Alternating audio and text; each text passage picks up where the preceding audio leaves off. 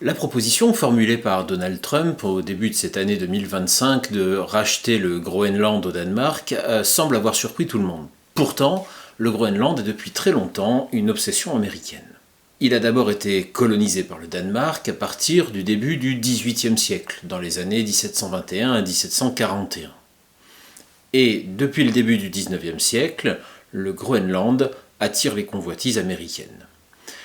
Tout ça à cause de la doctrine Monroe, une pensée politique qu'on doit au président américain James Monroe.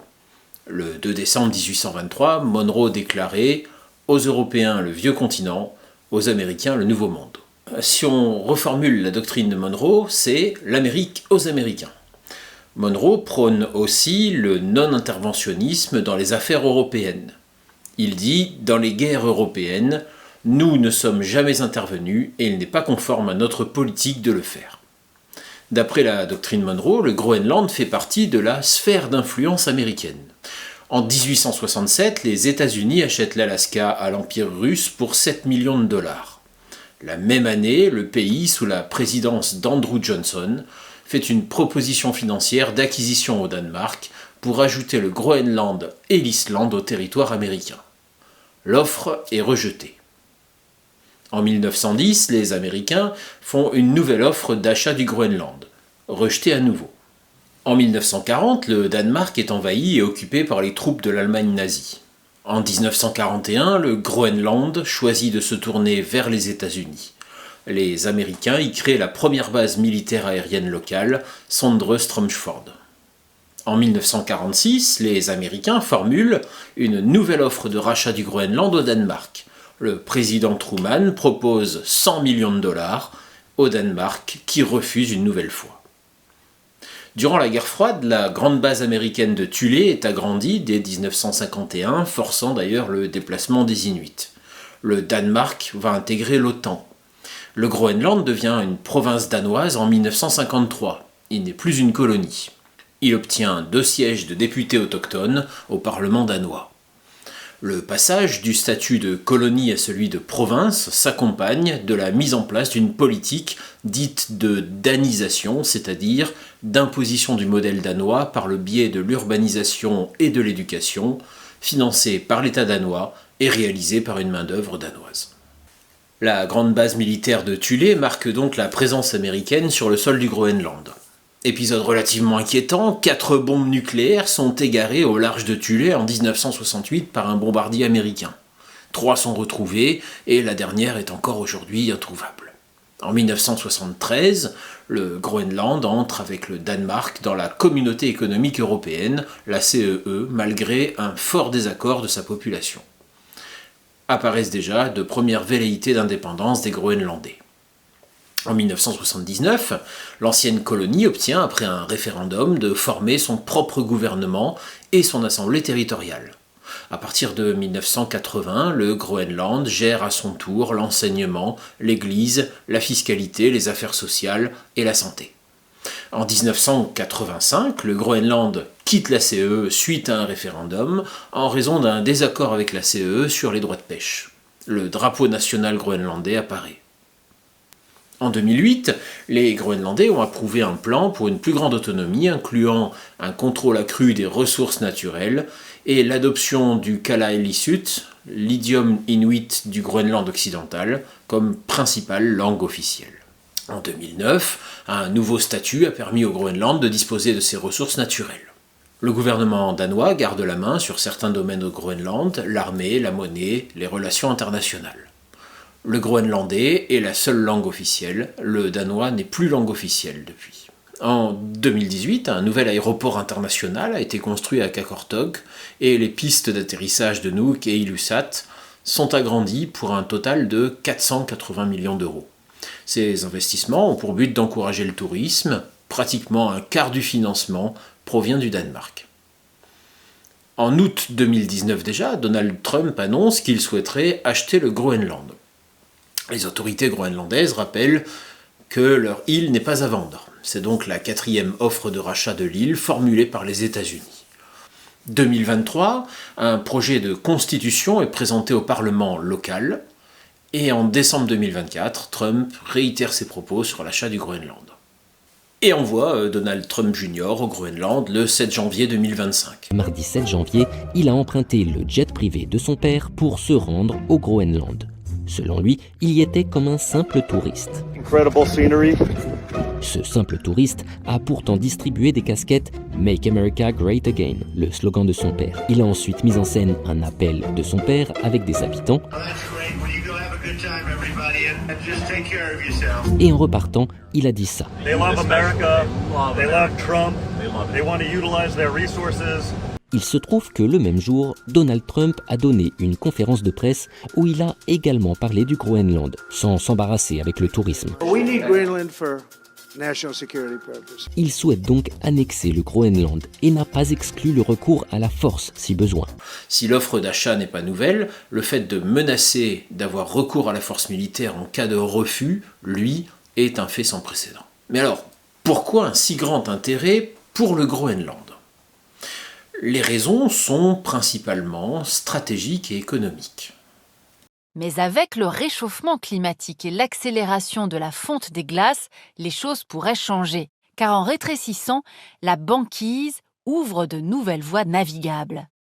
Ces nouvelles routes, elles intéressent notamment la Chine au plus haut point, car elles lui permettraient d'acheminer ses produits vers l'Europe et vers les États-Unis sans avoir à passer par le redoutable détroit de Malacca, soit 40% de temps de navigation en moins. D'un point de vue stratégique, l'île possède une position géographique importante dans l'Arctique. Ce qui, aux yeux de Donald Trump et des politiques ayant soutenu l'idée d'un rachat avant lui, est utile pour la sécurité nationale américaine en termes de surveillance et de contrôle des routes maritimes arctiques qui deviennent de plus en plus accessibles avec le recul des glaces dû au réchauffement climatique. Ces routes de la soie arctique sont de plus en plus convoitées par la Chine, d'où l'inquiétude américaine.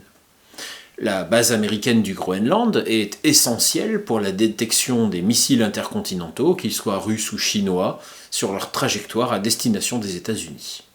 Sur le plan économique, le territoire est riche en ressources naturelles. Fer, zinc, plomb, or, cuivre, uranium, terres rares, essentielles pour les nouvelles technologies, pétrole et gaz font l'objet de débuts d'exploitation à diverses échelles et surtout de prospection de la part des grandes compagnies internationales. Cependant, malgré ces ressources prometteuses, l'exploitation reste difficile et hasardeuse à cause de l'épaisseur de la glace.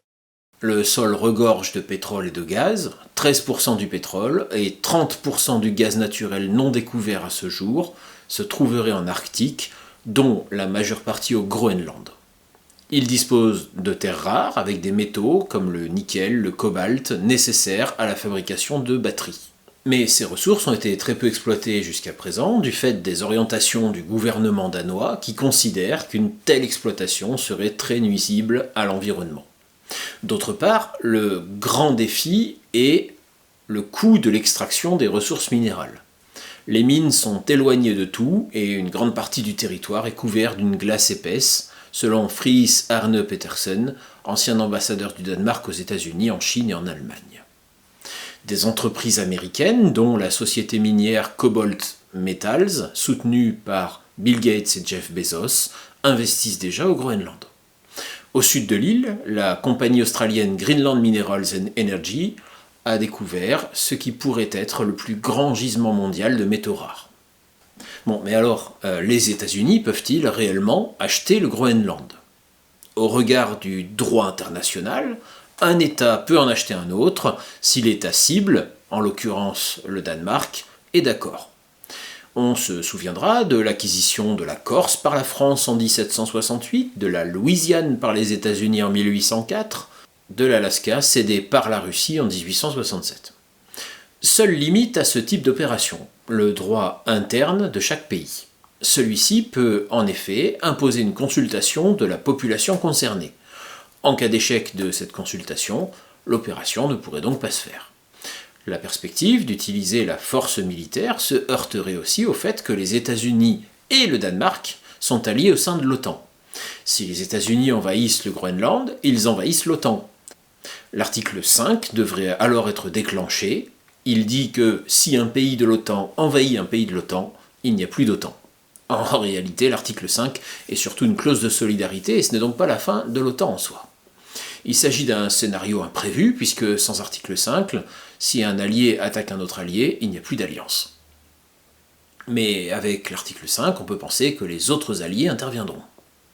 Le Danemark pourrait aussi invoquer l'article 42.7 du traité sur l'Union européenne, la clause de défense mutuelle, clause dont bénéficie le Groenland. Mais là encore se pose la question de la détermination des pays européens à intervenir contre un pays allié et les États-Unis. Le gouvernement danois, ainsi que le Premier ministre du Groenland, Mute Egede, par ailleurs favorable à l'indépendance, ont réitéré à plusieurs reprises ces dernières semaines que le Groenland n'était pas à vendre. Selon le second, le Groenland est ouvert aux affaires, mais pas à la vente. I think we have been very clear from the Kingdom of Denmark with great support from the European partners and the European Union that everybody has to respect the sovereignty of all national states in the world and that Greenland is today a part of the Kingdom of Denmark. It's a part of our territory and it's not for sale. The chairman, the leader of Greenland, has been very clear that they are not for sale. Le 6 avril 2025 auront lieu des élections législatives au Groenland.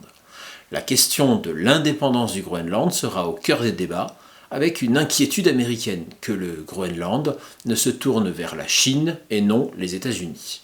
Un référendum sur l'indépendance pourrait être organisé dans le cadre des élections législatives. Si ce futur éventuel référendum se concluait par un oui à l'indépendance, le Parlement danois devrait alors donner son accord, ce qui est probable aujourd'hui car seuls 2 partis mineurs ont indiqué qu'ils s'y opposeraient. Que déciderait alors le Groenland indépendant? Est-ce qu'il accepterait finalement cette offre d'achat? Les Groenlandais ne sont que un peu plus de 50 000, et même si chacun touchait $1 million par exemple, la somme serait pour une superpuissance comme les États-Unis relativement faible. Qu'est-ce que vous feriez, vous, avec $1 million ?